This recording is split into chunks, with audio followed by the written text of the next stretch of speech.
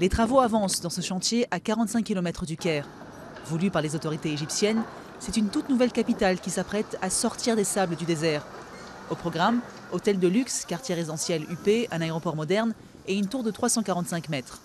Le quartier gouvernemental devrait quant à lui abriter le palais présidentiel, le Parlement, 32 ministères et plusieurs ambassades.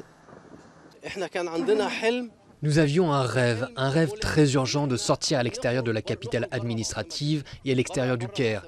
Et en ce moment, nous sommes en train de réaliser ce rêve.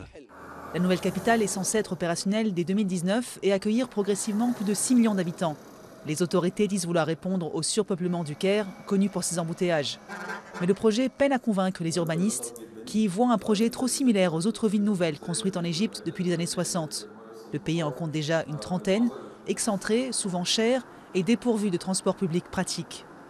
À l'époque de Abdel Nasser, le marketing pour la ville de Nasser a été fait de la même façon. Ça a été promu comme une ville satellite, offrant des opportunités de travail, ville futuriste et construite de façon moderne. Sous le président Sadat, il y a eu la ville Sadat. La planification de cette ville était magnifique, mais malheureusement Sadat est mort et les gens ont eu peur.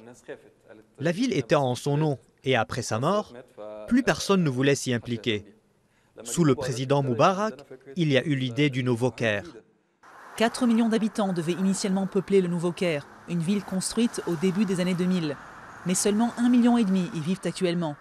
Si pour certains la nouvelle capitale confine à de la propagande politique, les autorités y voient un projet nécessaire et avant-gardiste. Nous allons avoir recours à tout ce qui est moderne, dernier cri, en termes de planification, de design, de technologie et d'informatique. Dans la nouvelle capitale, de nouveaux services seront disponibles pour tous les habitants. Ce sera donc une ville intelligente. Le coût officiel de cette nouvelle capitale s'élève à 45 milliards de dollars, un projet pharaonique dans une Égypte en plein marasme économique.